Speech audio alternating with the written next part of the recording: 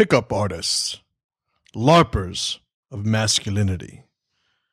What's up, folks? This is Justin Garcia, aka Master Chim, and I am here with the white artist, white boy Pat Patrick-Kelly. What's up? And welcome to another episode of The Pressure Project. ThePressureProject.com is our website. Info at ThePressureProject.com is our contact email. YouTube.com/ThePressureProject is our YouTube channel. Go there, subscribe now. All right.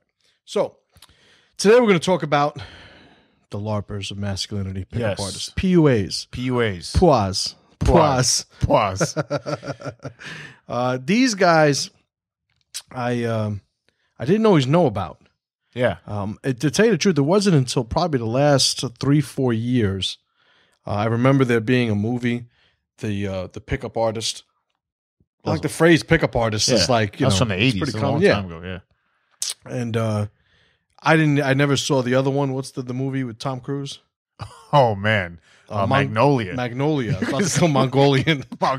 Mongolian, much better movie, by the way. Mongolians. Magnolia. That scene is amazing. Right. It's still hysterical. Right. So, like, I never saw the movie. Yeah. So, the whole pickup artist movement, I really didn't know about. Yeah, because you didn't need to know about it. It's true. Other people's problems. Right. So, I mean, growing up, I never really, I'll be honest, I never really had like the desire to like pick women up like that. I get it. Yeah. And it's weird because you got to make the distinction. Like, I went to clubs. I never really went to bars. I didn't drink. Yeah. But like, yeah, you wanted to meet girls. You were a young guy. You wanted to meet girls. Makes sense. So you did that, but you put yourself sort of in the room with them, when you had the opportunity. I won't say that there was really a extended part of my life where, barring a night here or there, but where I was like, all right, I can't wait to the end of the week to be able to go pick up women. I understand completely. I need to get my picking up women game down. Yeah. Like, let me study this picking up women thing. I was notorious for, amongst my circle of friends, for having the least amount of patience with women. Yeah. So, yes. Oh, I should tell the story. Yeah, you should. So there's a story. There's a story that I just remembered. Yeah. And definitely. I will say that, baby, I love you. I'm gonna try and get my wife not to listen to this episode. That's easy. So I remember I am in Yonkers, New York. Okay. I have to be maybe 24, 25. 24. And I'm at a like, I guess, a bar, club sort of place. And I'm there with a couple of buddies. And as we walk in, this attractive girl walks up to a friend of mine, and huge cans. Not garbage cans. I'm referring to her breasts. I understood. And she goes up to him. She goes, hey, how you doing? She says her name. She goes, you want to buy me a drink?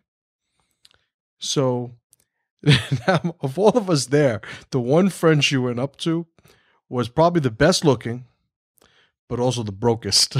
Yeah. So he was like, I should get her a drink, right? So he's looking at us. And I think he's looking at us like, so when do you want to spot me some money? So I'm like, I'm not giving you any fucking money. That's funny. Right? So I didn't say it, but, that's like kind of the look I gave him. So she comes up to me and she goes, do you want to buy me a drink? So I said, I don't even know you. So she goes, but why don't you buy me a drink? I said, well, if we're negotiating what your price is, rather than start with the drink, just let me know how much for a blowjob.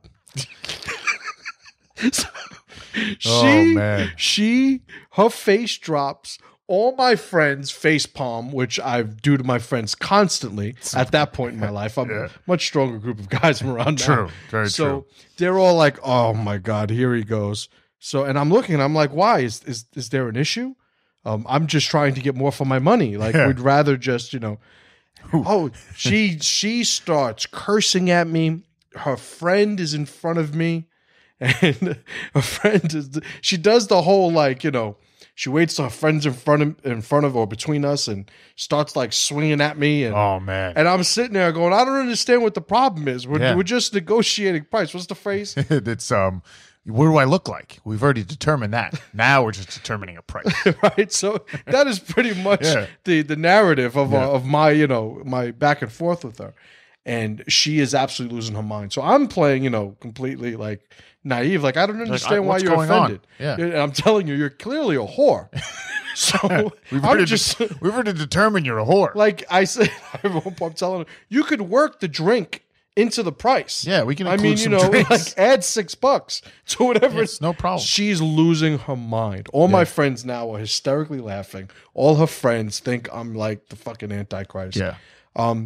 So later on in the evening, we're sitting there, and she's walking by. Yeah. And she walks by. She shoots me a look.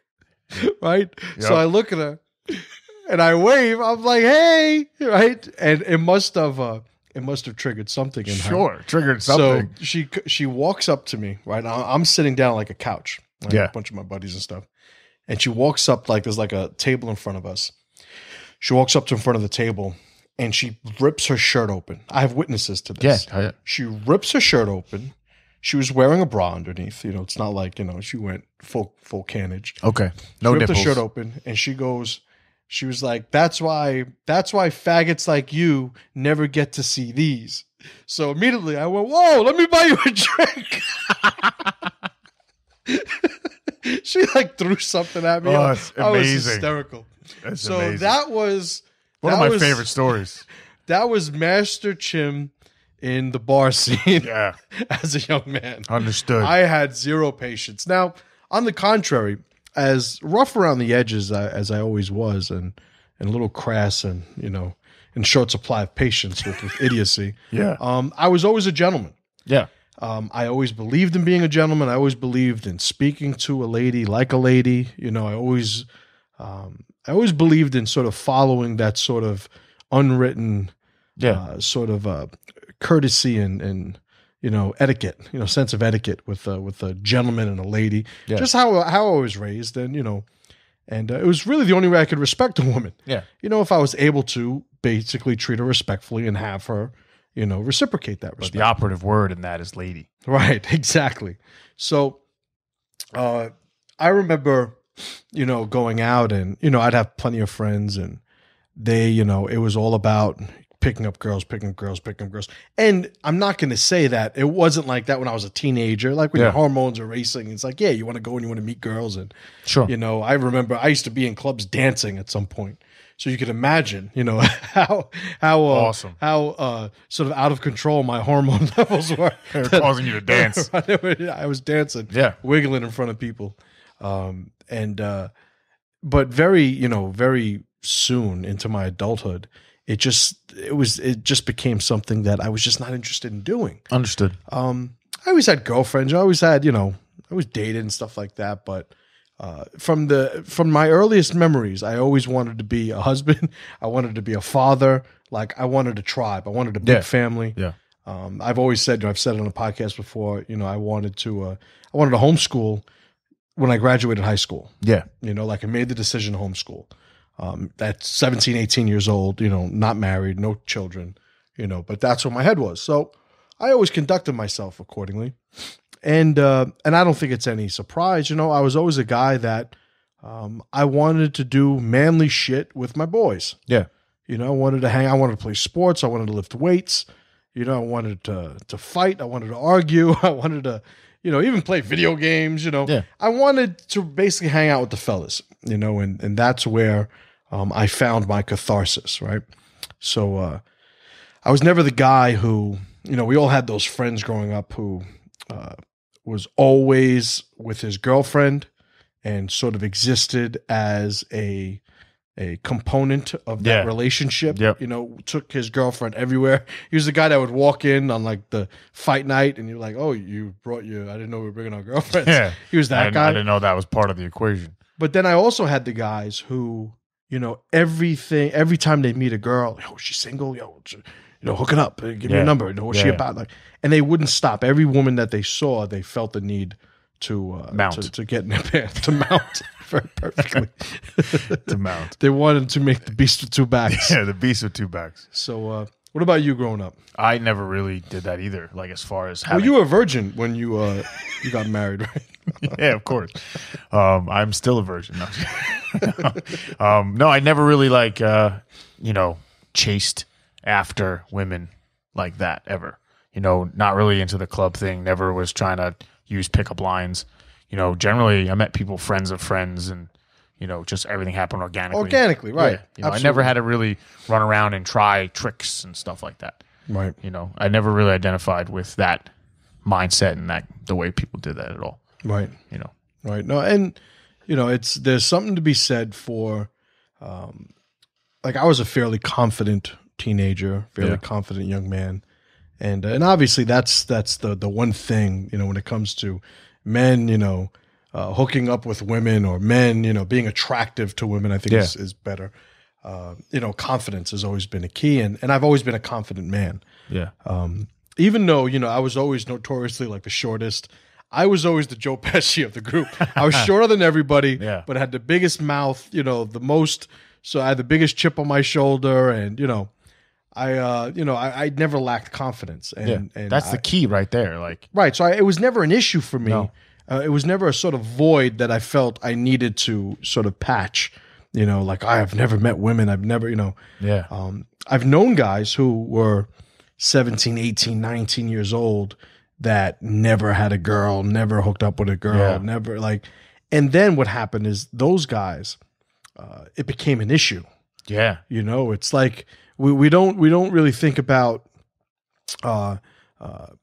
having access to a bathroom until we need to go to the bathroom and we don't have access to a bathroom. It's like a dog chasing a car. They wouldn't know what to do with one when they catch it. Right. And that's what it turned into for a lot of these guys. This is where the pickup artist community was grown from. Yeah, pretty much. Those guys. Yeah. Everything that I see, a lot of them, admittedly, they say they were these guys and, who just never had a chance meeting women. And, but before we get into the whole criticism of these guys, let's talk a little bit about the background. Yeah. Right. So there's a whole community. It's called the seduction community. Which I didn't know it was called that. Until, like we this is all like Wikipedia. I knew the pickup artist, but seduction community. Right. The PUA community. Yeah. The first time I don't know if it was the first time. Probably the first time I ever studied it in depth. Was when we did the episode about the crazy kid. The crazy dude who killed those people. Name? I forget his name. The guy who killed all those people in California. Yeah. Elliot something. Elliot Rogers. Elliot Rogers. Yeah, Elliot Rogers. Yeah, so he apparently was a part of one of these communities. He was on the PUA hate. Yeah, I don't fucking know. I think he hated them. Oh, he might have been a part of one, and then they rejected him. Well, he was nuts. Yeah, so who knows? But that's the first time. You're right. That's the first time we heard about that shit. And it was also his act of violence was also trying to be leveraged through the media as a sort of misogynist. Well, a very sort of expected execution or manifestation of this movement. I see, yeah. Right? Yeah, so they were saying, of course, he's part of that community because this is what they're about. Yeah, that's right. So whatever. So it's a movement whose goal is to seduce and have sexual success with women. Supporters of this community typically believe that the conventional dating advice for men is fatally flawed. I probably agree with that. For example, they reject the notion that men should attempt to woo women by spending money on them, buying them drinks and gifts and such. They call that supplication. I see. So supplication, do you know what supplication is? Yeah. I don't mean to put you on the spot. No, but supplication. Yeah, supplication would be to add something to make something easier or better. It's actually derived from praying, right? So so you get on your knees? Right. So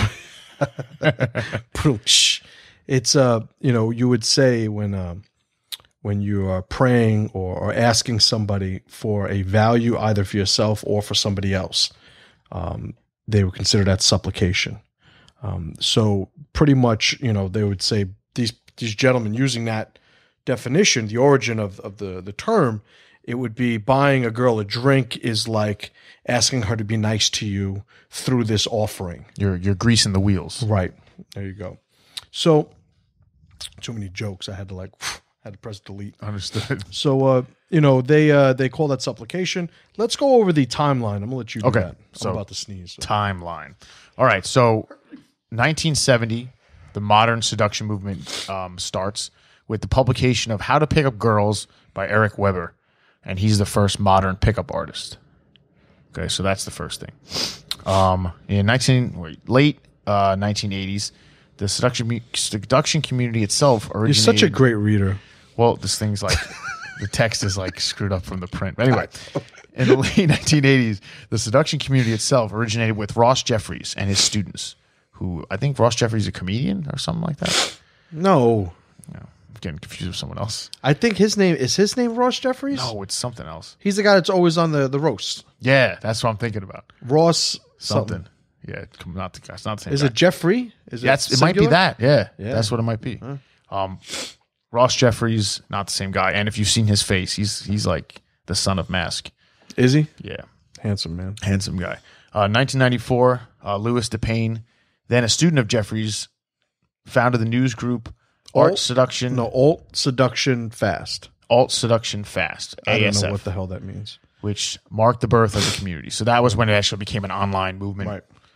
Late 1990s, Clifford Lee began his Cliff's List seduction letter as a central independent voice of the community.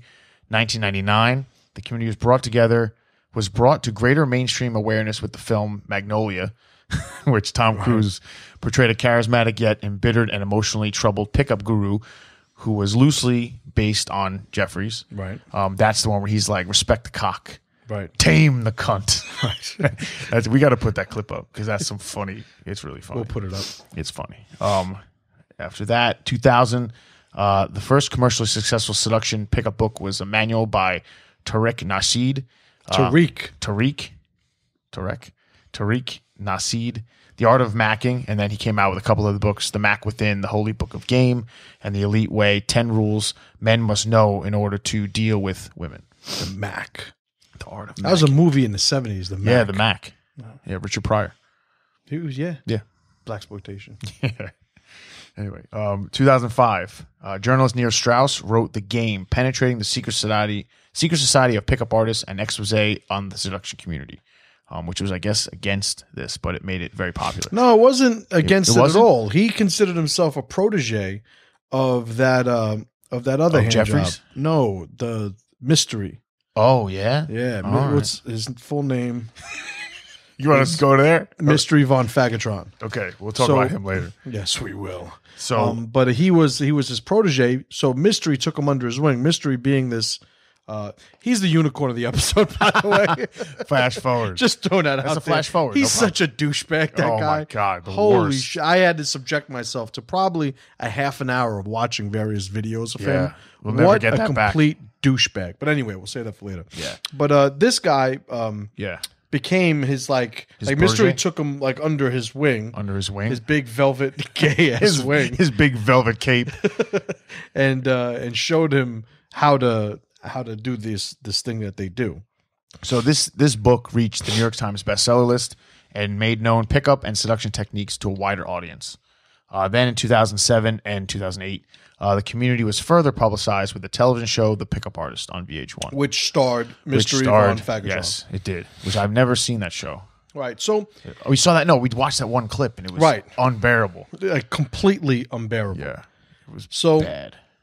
they have this community. They have this entire sort of subculture of men, of losers, these sort of men who are insecure, who I guess a little redundant, but lack confidence. Yeah. Just have not the identity or the character that exudes an energy that attracts women. Correct. So they look to these guys for help, and something that should be organic and natural is made sort of methodical and strategic. Yeah. Now, and silly. right. So for me and to you, also maybe to a lesser but still significant extent, we're trained salespeople, right? Yeah. I'm a salesman. I know how to write copy. I know how to sell something. I know how to transfer value from an item to a person's, perception of that item. And, I know how to close. This is what I do. And you see so many similarities in what these guys are doing, what salesmen do. So one of the things that they have in the community is they have their terms. Oh yeah. Right. So there's all these terms they use, and it's just fucking gay. Yeah. It really is. It's just it's real bad. But anyway, let's go into a couple of them. So first one's game. It's like LARPing. It really is. It is absolutely this LARPing. Is like a multi LARPers of masculinity. Yeah.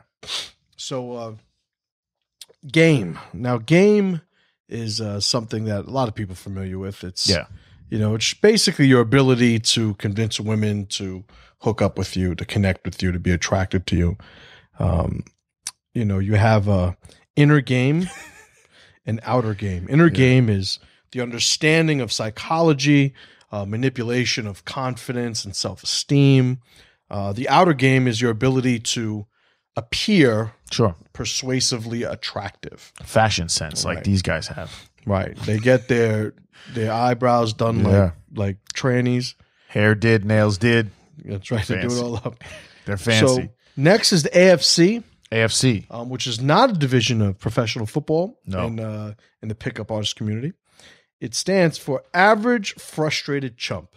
And it's a term coined by Ross Jeffries to describe males who are typically clueless and incompetent with women. Understood.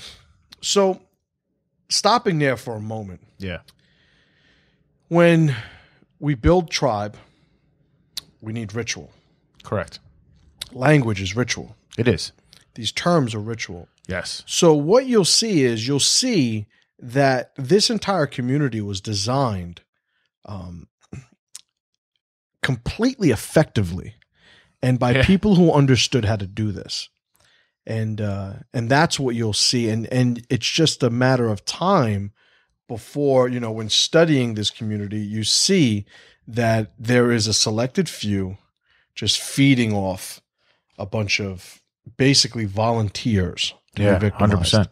And but anyway, so I just want to throw it out there. So the AFC is that's the average guy. Yeah. That's the guy who isn't helped by the gurus. The guy who doesn't know all this garbage. Right. If you don't know any of this stuff, you're just an average guy that doesn't know how to get laid. Correct. Right.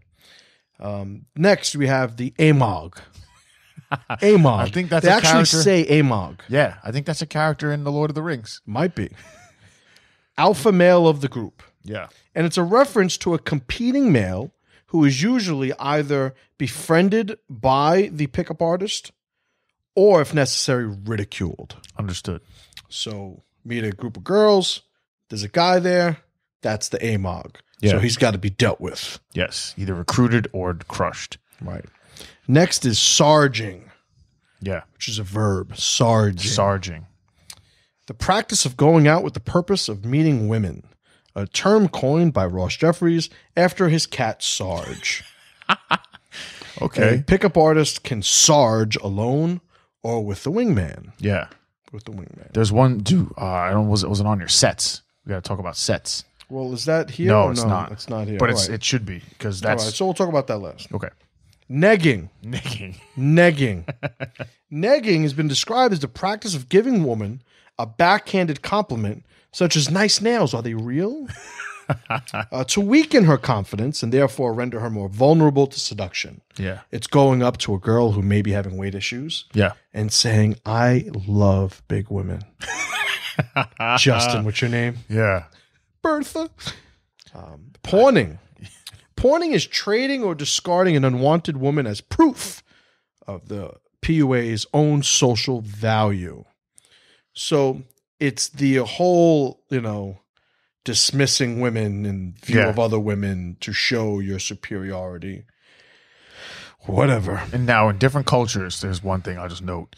Japanese culture, my friend who is Turn Japanese. Back. Yeah. They turned it back. My friend went to Japan with him and he told him, listen, this is not rude in our culture. This is what you do. If an ugly woman approaches you, you don't want to talk to her, you just turn your back on her.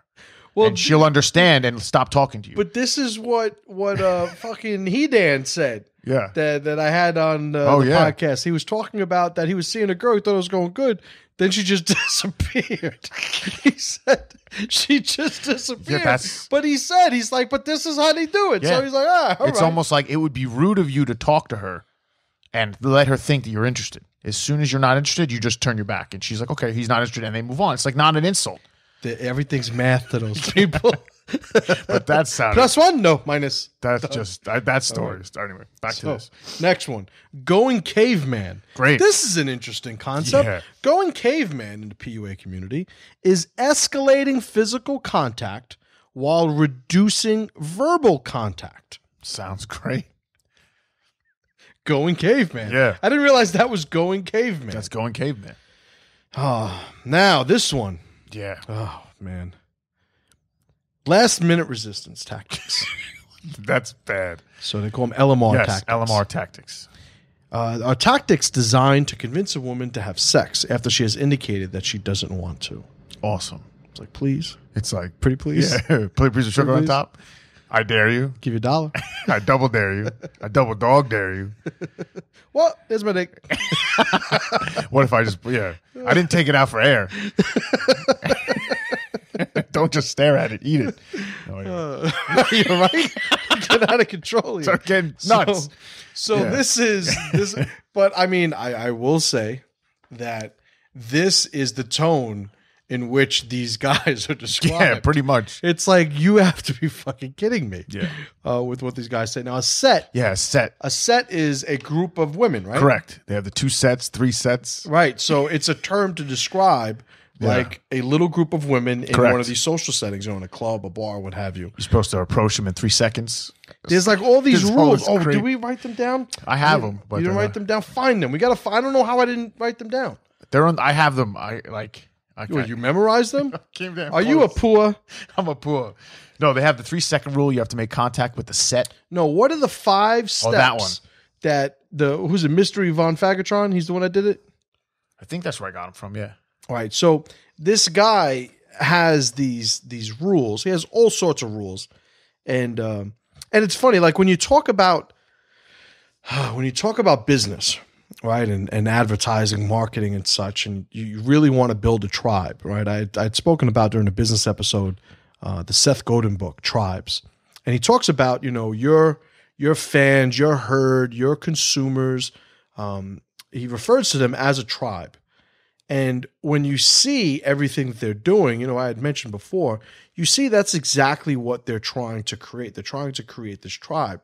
So you have to understand that when you are building this tribe, it does not necessarily sort of hinge on whether or not what you are saying works, is effective, is adding value to your life. No, it has to do with bringing your identity and molding it or manipulating it so it becomes congruent with the group's identity, right? We talk about RPS formula, like that's what it's about. So moving people from open loyalty individuals to closed loyalty individuals where everything's congruent. So it's one of the reasons why. Did you find it yet? Yeah. If you didn't, I have some stuff to go over. You do? So what is this now? Go over this. I think these are the actual steps. Are you going to be able to go over them or no? Hold on. I clicked on the wrong fucking thing. All right. So no, I'm going to go over our thing then. Okay. All right. So before he goes over that, which is like the actual steps that one of the guys says that you should go over, you got time. I got it. You have it? Yeah. You ready to go over it right now? Yeah. All right. So introduce it. What is it? Okay. So there's the 5 steps, right? So number 1. So whose steps are they? This is just on. Introduce it means give me some background. Fucking death threat. This is. We have to have a sound for every time I think about killing you. I'm actually going to go and get the right one on my computer because this one's better. I'm doing that. So Are you serious? You're the worst. So anyway, right here, the email right here. while he looks for that, very unprofessional, by the way. No. I'm going to go over the 5 reasons why pickup artists are weak and not masculine. So I had to think of, you guys know me well enough by now. I love lists. They're just concise ways to sort of deliver information, to establish a position, to execute a critique. And when it comes to the PUAs, truthfully, they go well beyond 5 reasons, but I limited it to 5. So reason number 1, in no particular order, although this one's a biggie. Nah, they're all biggies. So number 1, they define themselves by acceptance from women. So we've spoken about it at length on multiple occasions, whether it was the Jack Donovan interview where he talks about this in The Way of Men, whether it was slave versus master morality of Nietzsche, countless conversations we've had since. When you define yourself through the criteria of another group and their acceptance or rejection of you, that is a slave morality position. You are a slave. It is not masculine to define your masculinity or to trade your currency of masculinity in terms of your acceptance by representatives of femininity. True. You want to impress men, you impress men. You don't define yourself and your value as a man by how much women say you're a man. They don't have any say in the matter. Number 2, PUAs manipulate. They don't communicate. They'd sell ice to Eskimos. So as a sales trainer, I always bring up the phrase, this guy's a great salesman. He could sell ice to Eskimos. And I always say, if a guy would sell ice to Eskimos, he's a complete piece of shit. Yeah, he's a terrible salesman. Because there is an ethical position that a good salesman has that is really committed to joining the need for a value with the existence of a value and allowing those two to become one. So with these people, these PUAs, they're not masculine. What they're doing is they're using strategy to convince Eskimos that they need ice. They're using strategies to sort of have themselves appear to be something that they're obviously not. When an elephant walks around, he looks like an elephant. It's true. He sounds like an elephant. He smells like an elephant. He doesn't have to do anything to look like an elephant. No. Well, if you had a giraffe that could manipulate circumstances to the point where he appears to be an elephant, that does not make him an elephant. It makes him a fraud. It does. A fake. So, and that's exactly what these individuals are doing. There is no legitimate sort of mastery or possession of any of these qualities or traits that they're trying to sort of impress upon these women. They're gaming it. It's literally called game. Yeah. Number 3, they work on improving appearance and strategy, not substance. So if you want to be a man, you have to find out what it takes to be a man. What attracts women to men? Well, I've had relationships in the past, but I will say the most significant relationship by far in my life is my marriage to my wife, Samantha. And what attracted her to me is confidence. I was somebody who was confident in what it is that I did. I didn't pursue her as an identity. I wasn't introduced to her as somebody who was courting her or pursuing her. She and I met in my academy, and although we got married pretty quickly, it wasn't this. I'm going to do everything in my power to make her seem or make her think that I'm somebody I'm not. Let me appear to be somebody who I think she would like, and that way, I could connect with her. No, it wasn't like that at all. I was going to be who I was going to be, and I was fortunate enough to have that be something that impressed her. and something that attracted her to me. I would say that's one of the reasons it worked out so quickly. Right. Because it was no nonsense. And, there's something to be said for that. I remember, and for those of you who don't know, my wife and I knew each other for about 5 weeks before we got married. And this year we'll be married 11 years. Not bad. And and of course, when we told everybody we were going to get married, everybody but my mother, because in my mother's eyes I could do no wrong, right? But everybody except my mother was basically telling me I was crazy, as I would tell any one of my friends who said he was getting married. But I just knew that, one of the great things about my wife is that she is as real as I am. She says what needs to be said. Yeah. I love her to death because she'll make somebody feel uncomfortable in a heartbeat, because if something needs to be said, she's going to say it. Correct. And she doesn't take advantage of anybody. She's a very honest woman. So I knew who she was almost completely, almost immediately. And she knew who you were. Right, and vice versa. That's how it worked. So what attracts women? I don't know. I know what attracted my wife to me.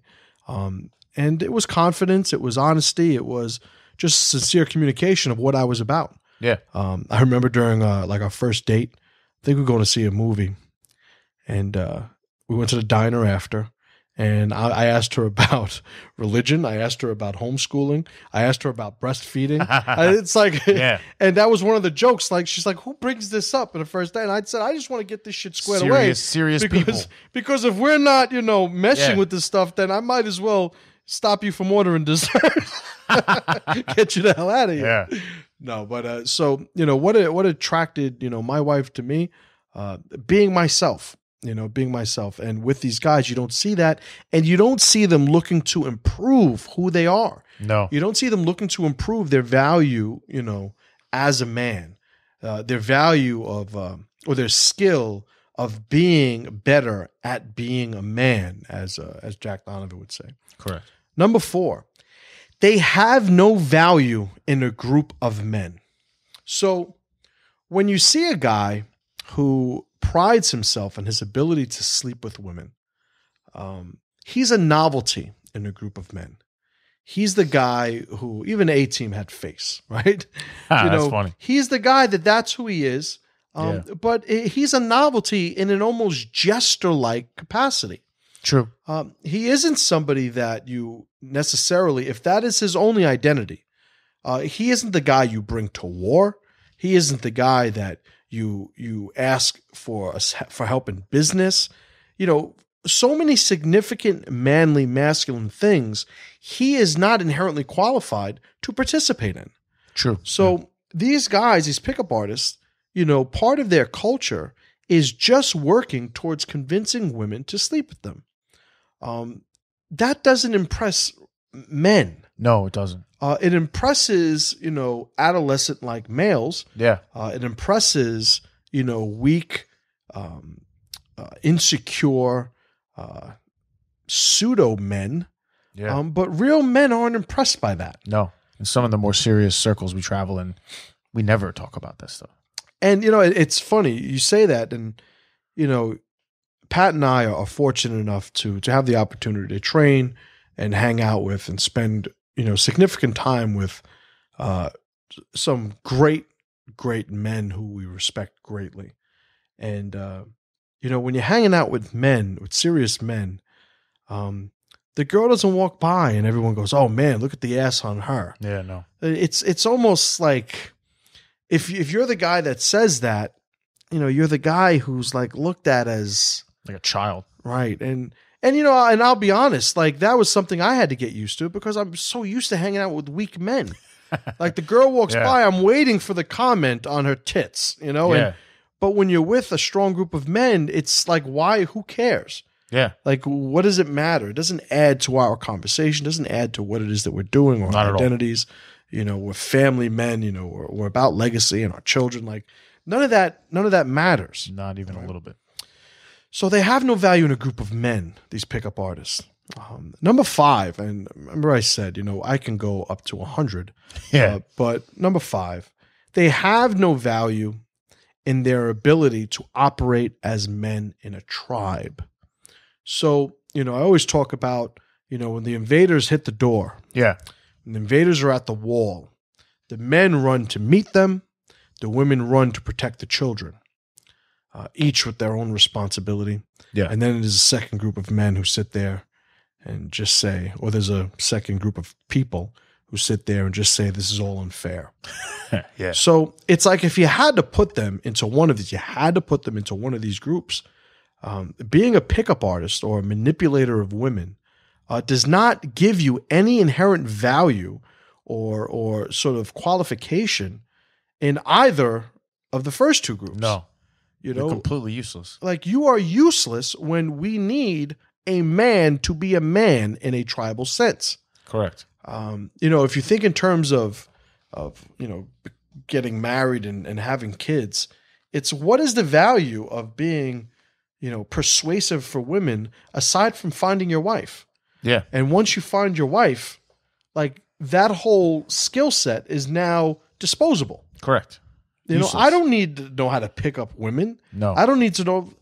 I have a beautiful wife, 4 kids, and like all I got to do is make sure I don't screw that up, But like Yeah. how to manipulate a group of women when I walk up to them, and it's like what a trivial, immature pursuit and waste of time. Correct. But I digest. Yes. So you have that list? I have the list. Now, should we do it now or during the unicorn segment? I guess we got to do it during the unicorn segment. Yeah. Right. So, all right. So, But it's here. It's ready to roll. all right. I don't even know where we are time wise. It's all right. We're good. Of course, we're good. I just want to know where we are. So, mantelpiece. So, talking about these pseudo men, I felt the need to infuse a little bit of masculinity and power into the Yes. conversation, and the mantelpiece represents that. And now for something completely different. Right. So, the 47 Ronin, the loyal 47 Ronin, as it was translated from Chushingura, was the Japanese name, Awesome. which I forget every time. I'm not acting like I know that. You say arigato. we say arigato. Anyway, so understand? So the movie was made in 1958. 1958. This was when it was released, and it's a Japanese movie, and this is the story of the 47 Ronin. Now, they made a movie a couple years ago Correct. with Keanu Reeves, Keanu Reeves. the half-breed, Yes, the half-breed. and they totally screwed it up, man. Yeah.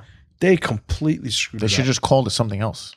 They absolutely should have, and it would have been an interesting movie. Yeah. But when you know the story of the 47 Correct. Ronin and you see what they did with that story, you're like, what are you doing? You got the witches and the dragons. It's fun to watch with the kids. Yeah, but fucking Disney movies are fun to watch with the Exactly. kids. That's the point. Yeah. So the thing about this movie, okay, this is a classic. This stars Shintaro Katsu.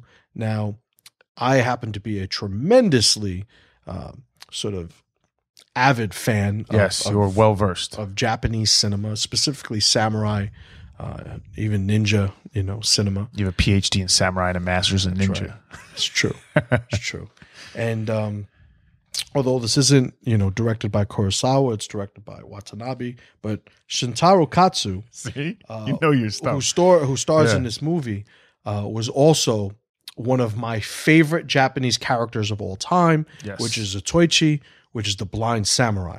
So if you're a fan of Japanese cinema, you're going to like this because of the cinematography of Watanabe, because of the acting of Shintaro Katsu. If you're a fan of Zatoichi, you're going to be familiar with him. So seeing him work in operating in another character and setting is interesting in and of itself.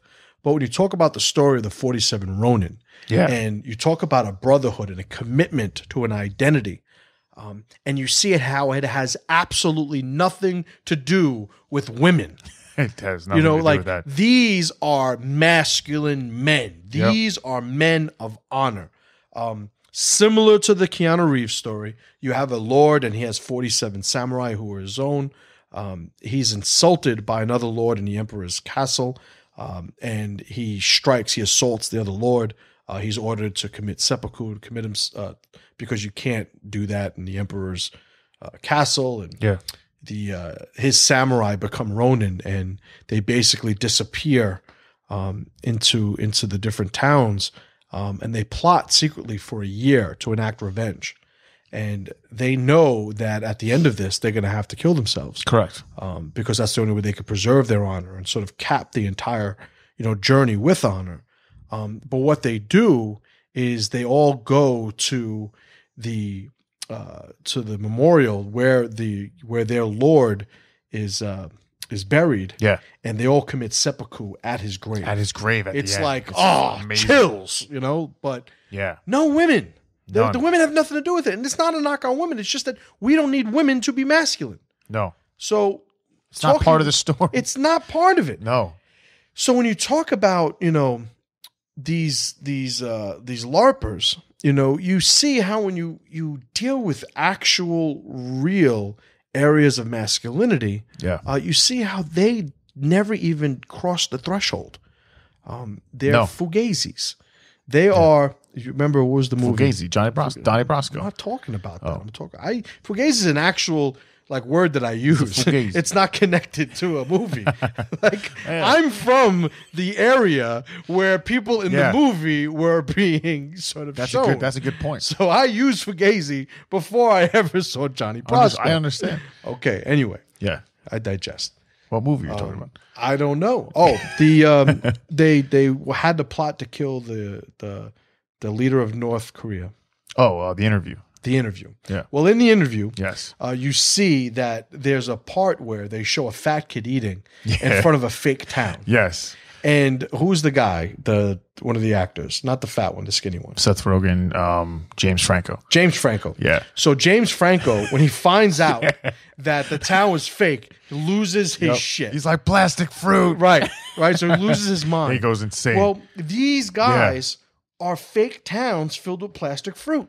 Yeah. That's who they are. That's what they are exactly. So you are designing a facade that by its very definition is going to end without anything of substance being established. Correct. Because that is what you're doing. Yeah. That's their goal. That's their goal. From the beginning. Anywho. Yeah. So the Loyal 47 Ronin. Awesome. Watanabe's director. Shintaro Katsu stars. Incredible. Brother of Shintaro Katsu. Who was that? I have no idea. God damn. This is your area Lone of Wolf and Cub. Shogun Assassin. He was his brother. Okay. Legit. God damn it. Listen, that's your area of expertise. Don't do that. All right. So let's move on. Okay. Pressure player. Now, this guy. Yeah. This guy's been in some terrible movies. Yes. He's been in some amazing movies. Yeah. Scent of a Woman. Yes, Scent of a Woman is legit. He also stars in one of the, I think it's the most successful drama on television. It's very, on network very TV. highly rated. Right? Highly regarded. Chris O'Donnell. Chris O'Donnell, who stars on NCIS Los Angeles. Yes. He also trains SIOC. He does. Tuan Raf is one of the Tuans of SIOC, and he's the choreographer for NCIS. And so you'll see Chris O'Donnell doing some SIOC too, which is awesome. Kind of cool. Very small cool. world type stuff. But we're making him the pressure player for this episode because he met his wife, Caroline Fentress, in college. And they married in 97. All right. They've been married, 18 years. They have 5 kids. 5 kids. He married her. She was a school teacher. He met her in college. She was a school teacher. She's not a celebrity. She's not one of these, these Angelina, Brad Pitt type things. They have 5 children. He's a family man. Yeah. It's pretty good. He had already made Scent of a Woman. He had already, I don't know if he won. Scent of a Woman was, I think, 92. Was it? Oh, yeah. He was young in that. Yeah. Yeah. So he was already like a star. Yeah. When he met and married this woman. He was in that Drew Barrymore movie. Which one was that? Mad Love. Was he? Yeah. The 2 horrible movies were, and I'm sorry, Chris. Like those 2 Batman movies, Jesus Christ. Anyway, let's just skip it. Let's lead with Scent of a Woman. We can talk about that. Yeah, and that is a different story. That is a different story. So the great thing about Chris O'Donnell, star, success, good looking guy. Yeah. He's the guy that, like can get the girls. He's the Hollywood star, young, successful Hollywood star. What does he do? He marries his college sweetheart, married 18 years, have 5 children, family man. Legit. So you talk about a contrast and who deserves, who deserves a little bit of positive energy for doing, something powerful. And all the great men I know are married. They're married. They've been married for a significant amount of time. They have children. They're about family. It's sort of like those boxes are checked.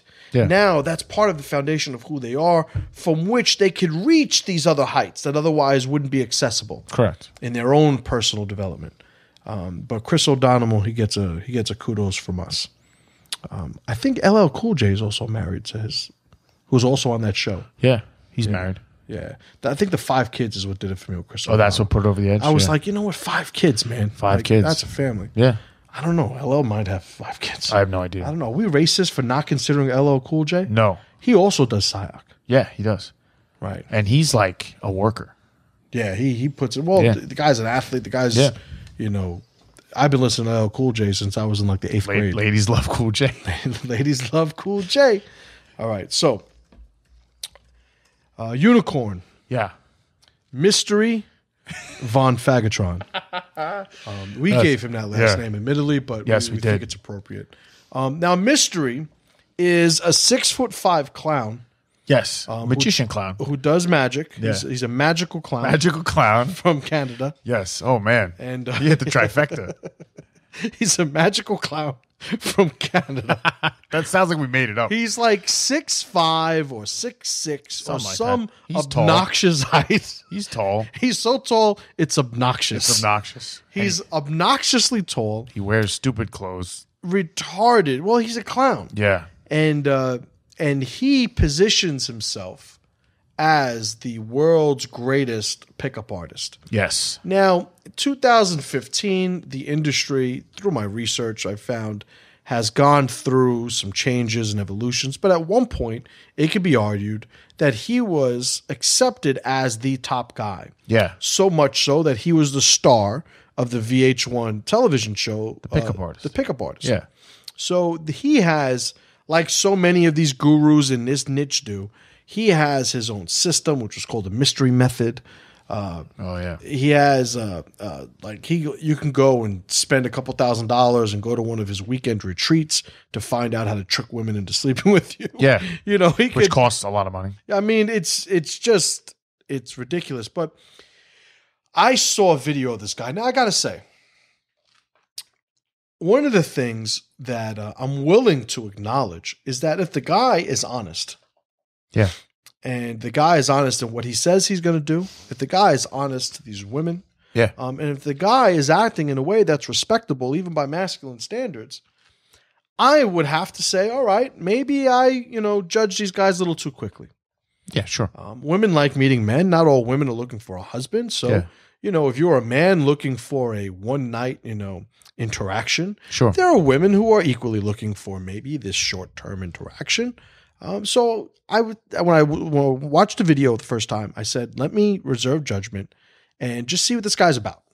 Yeah. Well, my initial, instincts were correct. They were correct. He is a goddamn magical clown from Canada. Yeah, he's terrible. He is like, I would not be seen in public with this guy, number one. Never. I would never sit down and talk about anything with this guy. We have absolutely nothing in common. Yeah. He is weak. He is insecure. He is overdramatic. He's a complete control freak. It almost like, we saw these videos of him in clubs and things.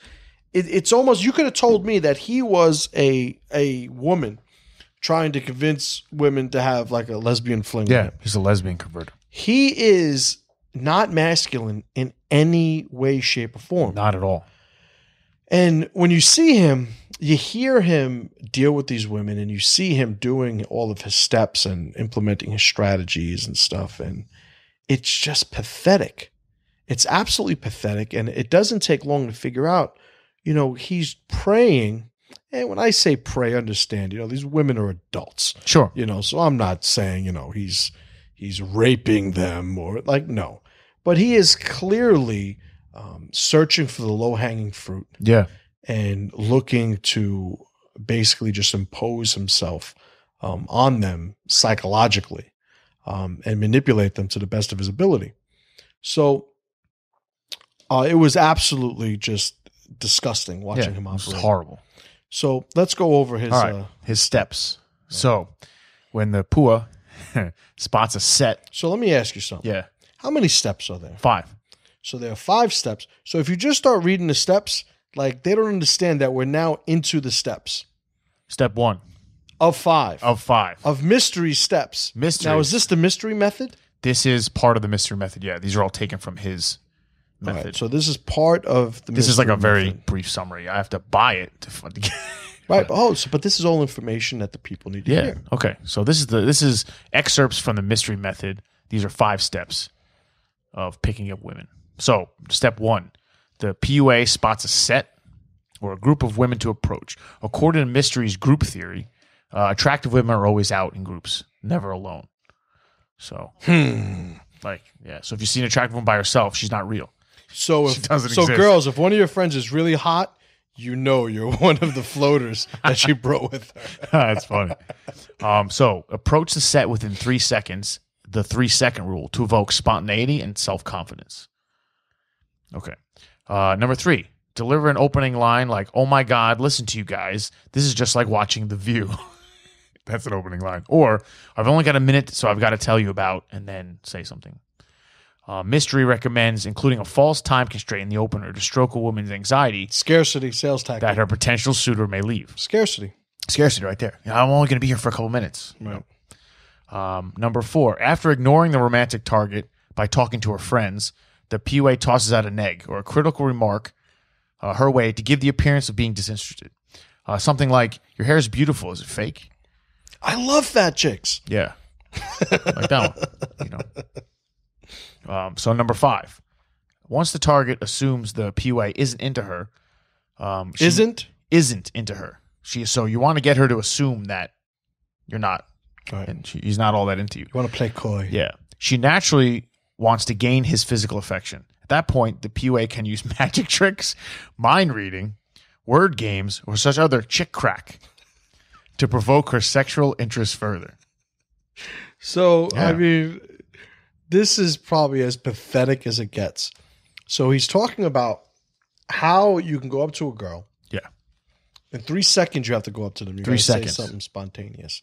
So now we actually saw him operating in clubs through these videos. And you guys could go to YouTube and check it out.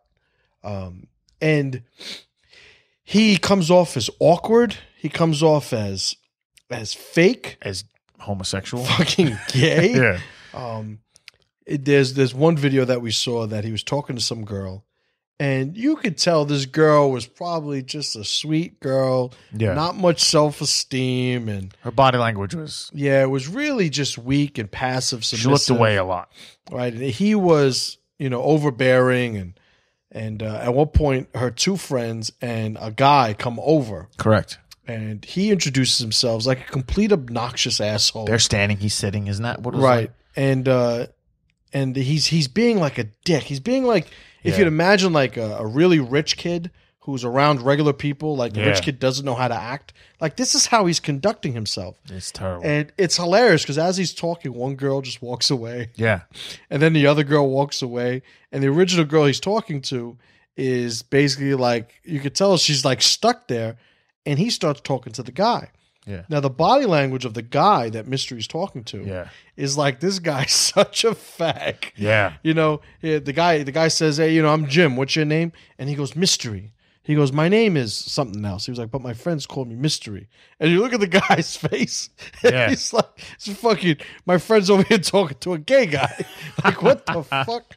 So he's not smooth. No. Now, when we're researching, admittedly, there were other gurus aside from Mystery, who, and I guess it's a smart thing to do business-wise. Yeah. They're saying, look, you don't do that. You don't There is no 3-second rule. Yeah. You don't insult women. You don't. They went step by step and countered. Right. They countered everything, yeah. and they said, because it presents them as the new shiny object. Of course. But a lot of these guys, like I gotta say, like they're good looking dudes. It's like you think like this one dude. He's like, look, I was a virgin until I was 21. Yeah. And I never had any luck with women.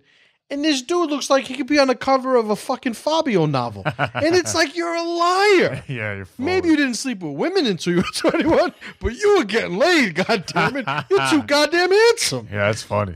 So there's something to be said for a lot of these gurus are guys that just are completely skilled salespeople. Yeah, they're capitalizing on a need that they see that people have. Oh, God. And it's pathetic.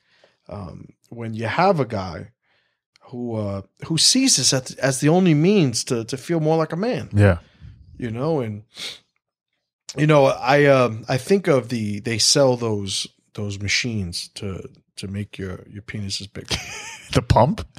There's the pump. Yeah. There's the Japanese guys. What do they like hang weights from it? Yeah. But is that like kung fu or something? I don't know. No, that's a thing.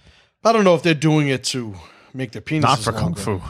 No, not for kung It was fu. actually in a movie one time. A guy had something like attached to it to make it longer. But anyway, there's a lot of whole things. There's surgeries they could do.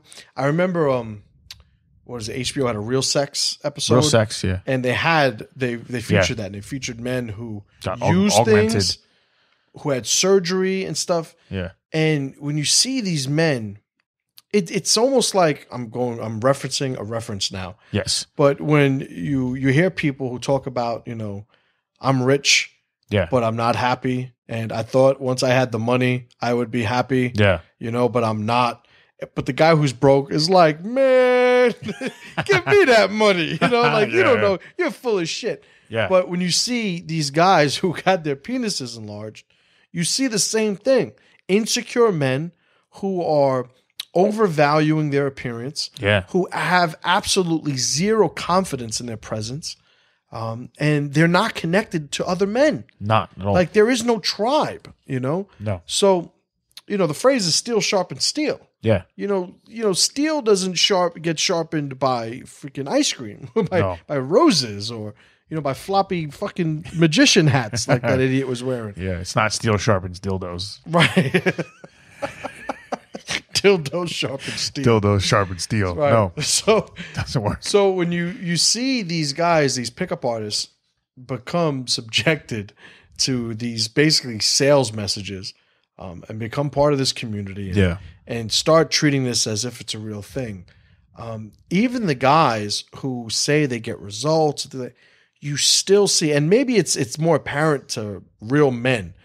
We still look at those guys like, dude, what are you doing? Like, who gives a shit? And there's something to be said for that. We know people who still value so much of their masculinity on, how many women they've slept with. And their novelty. Right. And they're treated as a novelty. Correct. You have people who, and this is one of the guys in the group in particular, who refuse to acknowledge the masculinity of a man who's gay. Yeah. Yeah. That's Pat realizing who I'm talking about. That's exactly right. And I've had conversations with this individual, very good friend of mine. I love him to death. He's a good guy. But I've had conversations with him that where I'm trying to explain, you do realize that sleeping with women doesn't make you masculine. True. And that is a concept that a lot of, underdeveloped men do not get. There was an article I had read, brilliant article. I'm sorry, I fucking forgot who wrote it. I should have written it down, but he was echoing a lot of the things that you and I had spoke about before, where we talk about, like, you look at poor communities, and poor communities where men have sort of had their ability to be masculine taken from them due to welfare and social programs and things like that, and how the ability to sleep with many women invents itself as a currency for masculinity in these communities. Yeah. because they now can't, work 80 hours to pay the bills and have a woman be impressed by that, because a woman is getting a check from the government. Correct. So it takes away their ability to do that. So now it becomes, how do I impress other men? How do I quantify my surplus of masculinity? It's in how many women I sleep with. And, when you look at some of these PUA gurus, they have products and videos about how to sleep with married women. Yeah. How to hide side women from your main women. And it's like, who's the guy that buys this and says, yeah, you know what? I got to get that shit sorted out. Let me study. Here's a skill that I need to develop and spend time and money and resources on. It's just pathetic. Yeah. It's completely pathetic. It's bad. All right, Pat. All right. These guys, I can't stand these guys. I mean, it's just weak. Guys, if you want to learn how to pick up women, I would say start with squat, deadlift, press. Press. Yeah. Get some major lifts going on. By starting strength, it'll teach you how to lift properly. Using leverage to your advantage. If you want to have a relationship with women, if you want to attract women, however, I would say start working on being more of a man. And being more of a man is not manipulating women into thinking you're more of a man. It's actually spending the time and energy to develop it. Break it down, Patrick, please. Okay. It's pretty simple. Don't be a loser. That's pretty much the bottom line. I don't know. The people that find these sites and want to learn from these guys, right off the bat, you're making a mistake. Second, take a step back and realize that you're following, the Pied Piper off the cliff.